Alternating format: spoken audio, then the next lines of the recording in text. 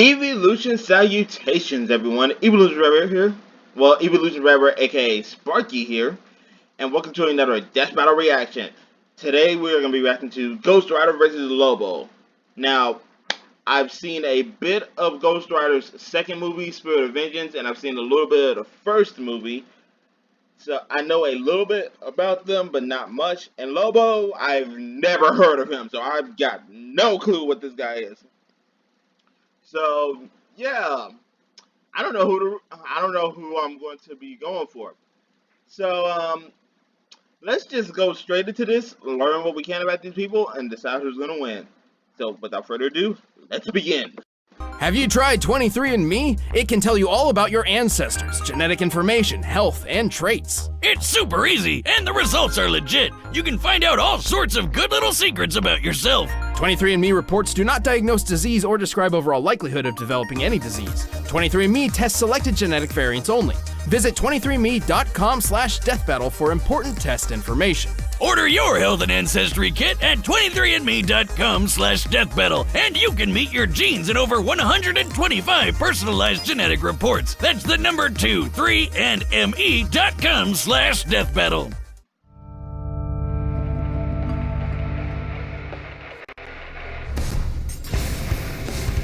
Okay. Whether it be justice, vengeance, or the thrill of the kill, bounty hunting isn't for the faint of heart.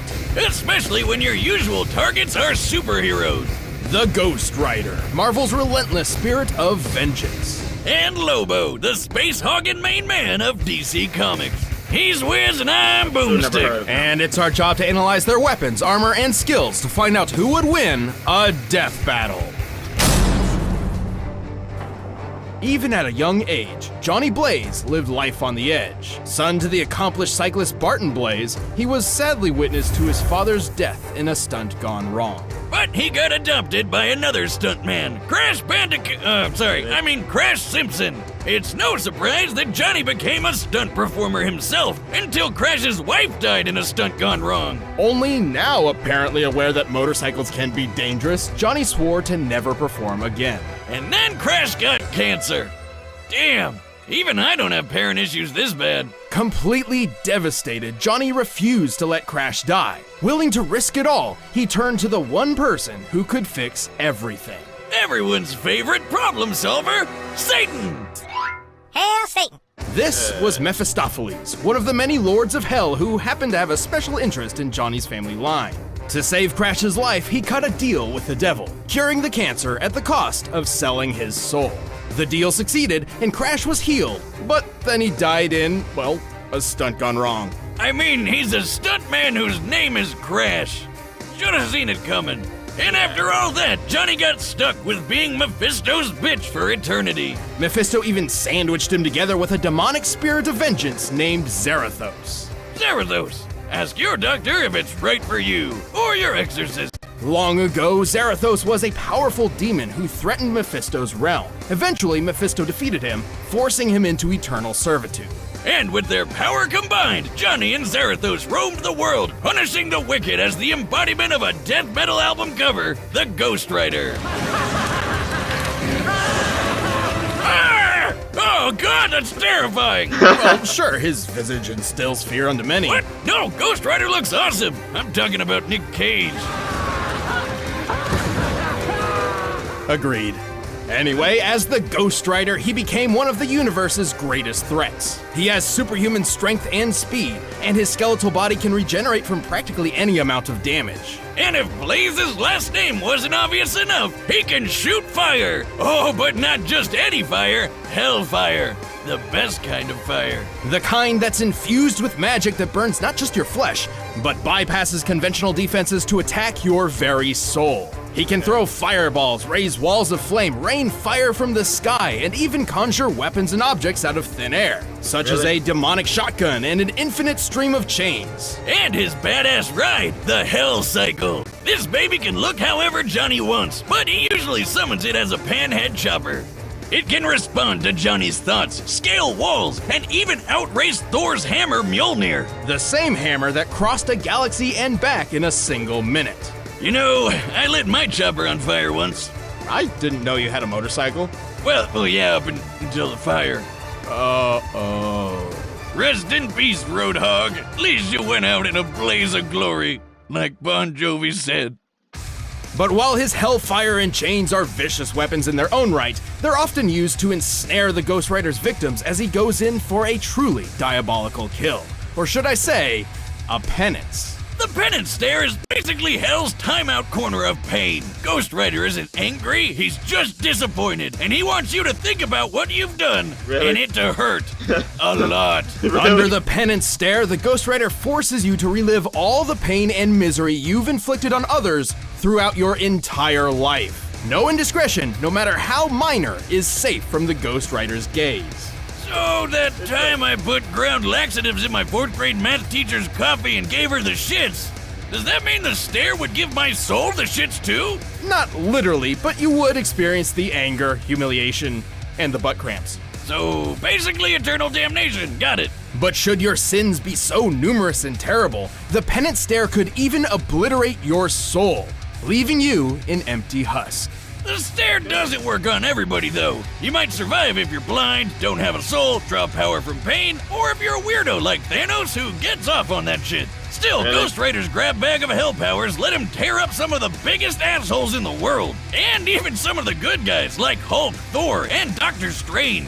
He's quick enough to dodge bullets or even outright catch them in his teeth. He's powerful enough to create massive eruptions, blow up mountains, and even tear down a skyscraper. The average skyscraper weighs over 200,000 tons. That's the same weight as 1,100 blue whales. Or one ex-wife.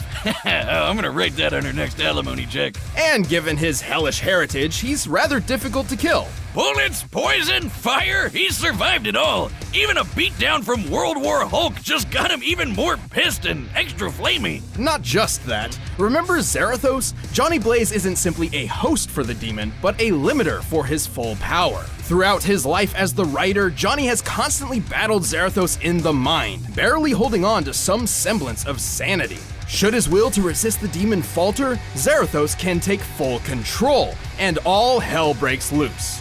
Not literally, but Really? pretty close. Oh, and plot twist, Zarathos was never actually a demon at all, but an angel of justice. Fire skull head and everything. When he's unleashed, he becomes so powerful, even Doctor Strange wets his robes. And this is the guy who pops supernovas like Pez.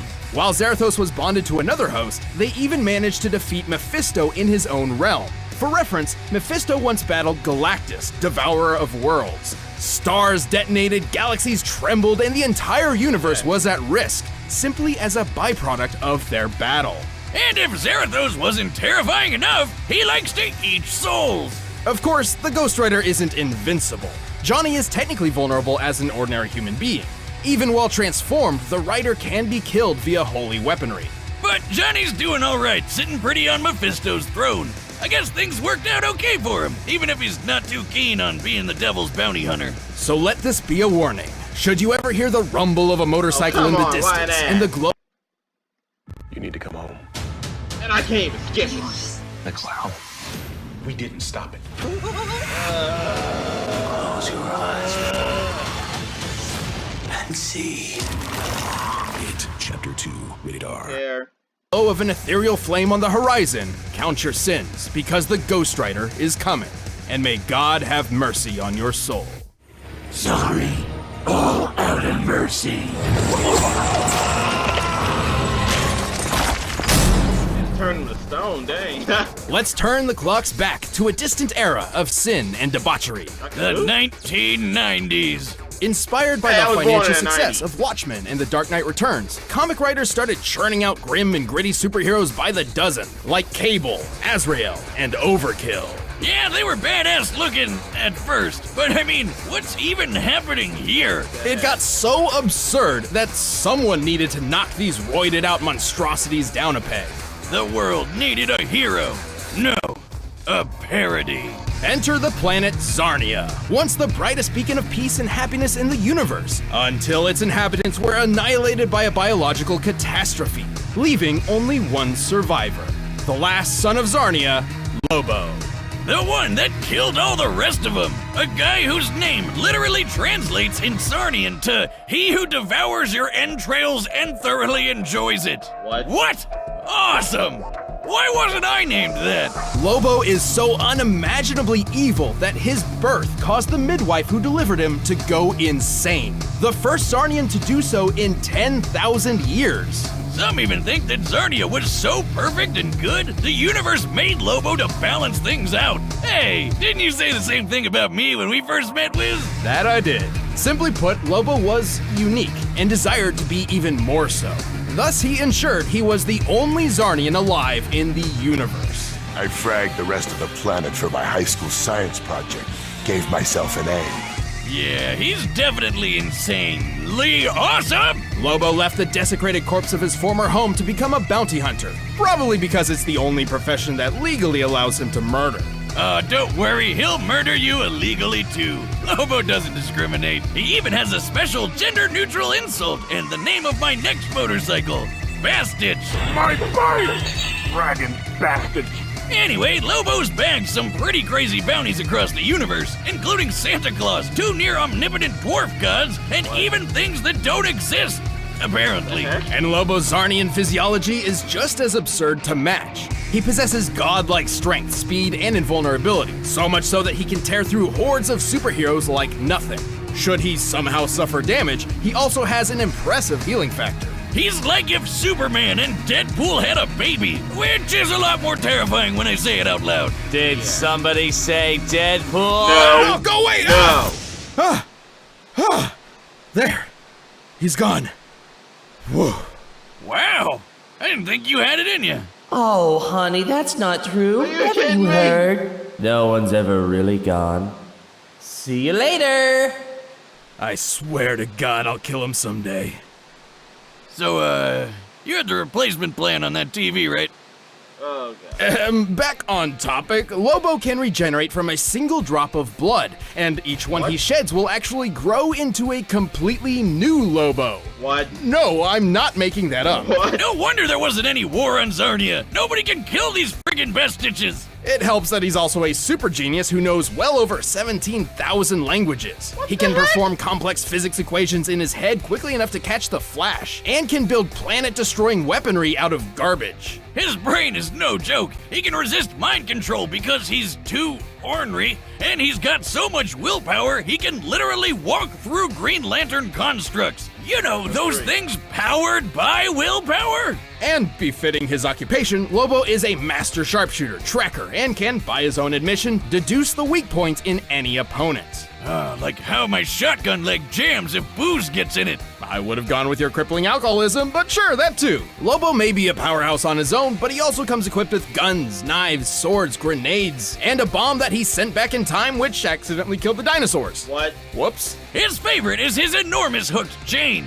But when his job takes him across the universe, he hops on his Space Hog, a customized Spaz Frag 666, which has automatic machine guns, responds to his whistle, can fly fast enough to escape black holes, and blasts "Born to be Wild." Really? Wait. How can he sing in the vacuum of space? Oh, that's where you're drawing the line? Not the time he, say, pulled the alien entity Solaris out of the sky, which is as heavy as a star, despite lacking leverage? I like how he even admits that didn't make any sense. Using a small to medium-sized star like our own sun as a reference, Solaris should weigh nearly 2 octillion tons, over 300,000 times heavier than Earth. So, pretty tough to bench press. But how about the time he was fighting some rabbits and then he got so face-meltingly angry that he just straight up ate a city, all at once? Disclaimer, don't eat away your feelings. It's not healthy. Drink them away instead. Don't do that. But that is trillions of tons of steel and rubble condensed into a sphere smaller than the palm of his hand. By my calculations, that compressed ball should be over 20 times denser than a neutron star. Oh God, imagine that coming out! This unimaginable strength lets him brawl with the likes of Superman. But that's barely scratching the surface. Name anybody in DC Comics and it's likely Lobo's kicked their ass. He can even punch ghosts! Sounds like the only thing that can kill this guy is an act of God. Not even that. After rampaging through heaven and hell, tearing through armies of angels, demons, and what have you, Lobo's bloodlust on a literally biblical scale got him banned from the afterlife. As in, death was told that Lobo's soul was not to be collected.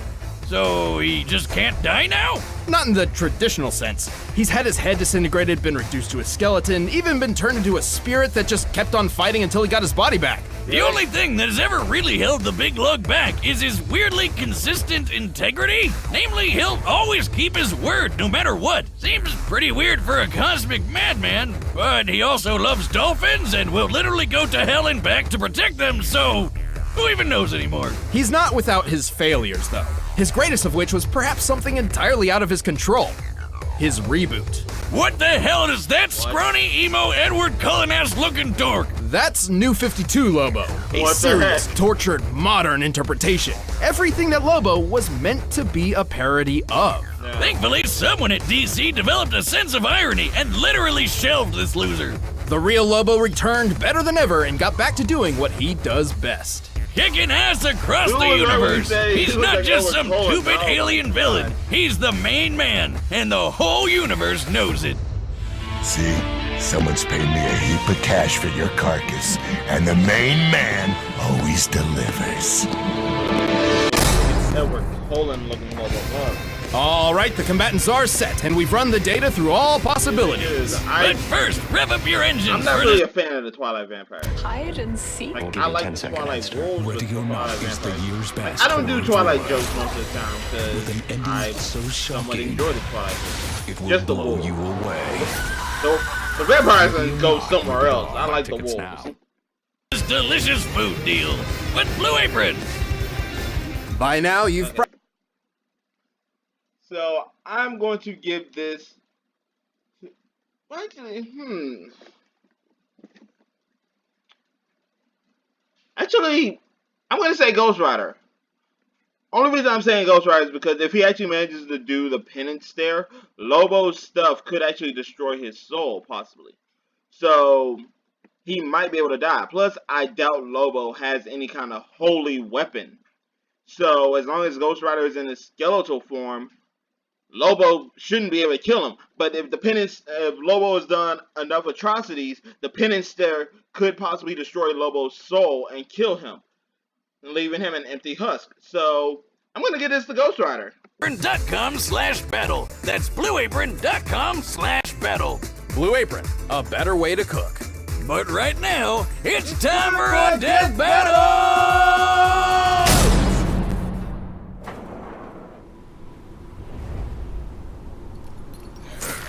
What the heck is that?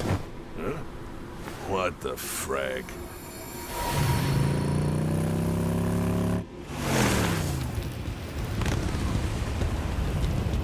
Lobo of Zarnia, your sins are innumerable. I am here to... Really? You just ran him over. Oh, Mike's back. He's pissed.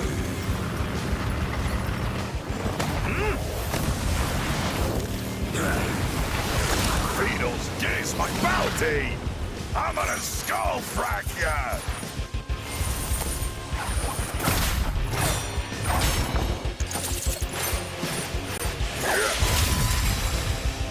Broke the chain? You one ugly freak. Look into my eyes. Your soul will burn in hell. Is that a fact now?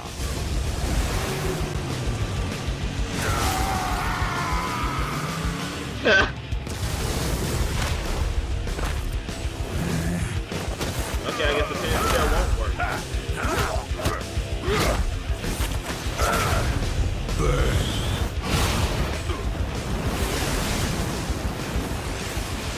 Just walking through.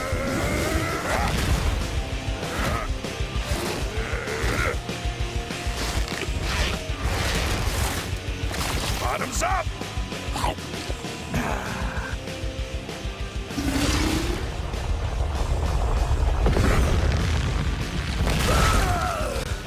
It's done. About time. Not yet, scuzzball! Oh yeah, blood.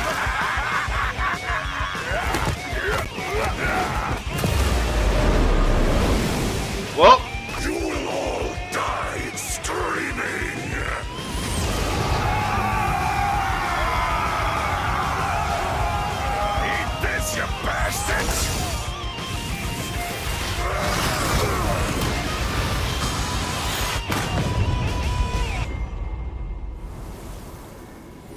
feel like Lobo's gonna win this. Holy fraggaroli. I definitely ain't picking up that bounty now. Oh, what? Lobo of Zarnia, your sins are innumerable. I am here to wreak vengeance upon your soul. The penance there actually didn't work. What? Hey, I was right. KO! Damn, that was toasty! Wonder what Ghost Lobo tastes like. Being so absurdly powerful, Lobo definitely held a massive physical advantage against the Ghost Rider. Yeah, that was obvious. Skullhead took down a skyscraper while Lobo dragged around a frickin' sun. But Ghost Rider survived some pretty incredible things. Almost as incredible as these new shirts from store.roosterteeth.com. Time and place, Boomstick. Come on, we gotta eat. Even World War Hulk couldn't finish him off, and Lobo didn't typically carry any holy weapons, which meant he really did not have a good way of killing the Ghost Rider. Yeah, but who needs holy weapons when you're strong enough to crush a whole city? Couldn't he just overpower Johnny? A good question. However, do you recall how powerful Zarathos was?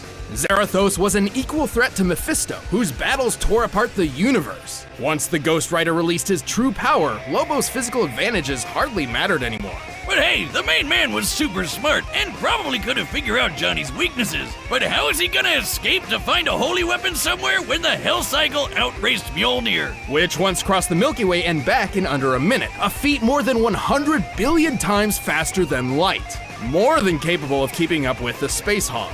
They were both as unkillable as you can get. But since Lobo was banned from the afterlife, how could he ever lose? This is where the fine print matters. Death was banned from reaping Lobo's soul, but that doesn't mean the soul itself could not be destroyed. This is where our research surprised us the most. It turns out the Ghost Rider had 3 different methods of specifically targeting Lobo's soul. His Hellfire could hurt the soul directly, and since it ignores normal defenses, Lobo couldn't really stop it. With trillions of murders on Lobo's hands, the Penance Stare could wield extraordinary power against him. And while Lobo had a high pain tolerance, he did not enjoy fatalistic agony and unending torture so much that he'd survive all of that at once. Even if he did, Zarathos could just gobble up his soul for a quick snack. The end. Easy as that. Lobo was undeniably a difficult opponent to take on, but the Ghost Rider's cosmic might, unholy invulnerability, and soul-rending powers gave him the perfect tools to take out the main man. That poor bastard didn't stand a ghost of a chance. Sorry, I knew that was a Lobo. The winner is you, Ghost Boomstick. Rider. Thanks for watching this episode. If you want the battle music for yourself, you can get it by clicking the link down below. Also, if you like animated content, check out the new Rooster Teeth animation channel. Just click that box right over there. Got some great stuff. Okay, who's next? Wait, Kiryu? No. The Dragon Zord? Oh my god.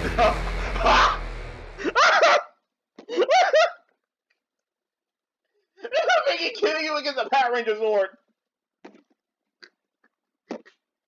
Oh my god. Oh, that's gonna be good. I gotta see that. I can't. As soon as that comes out, I gotta record that. That's gonna be good.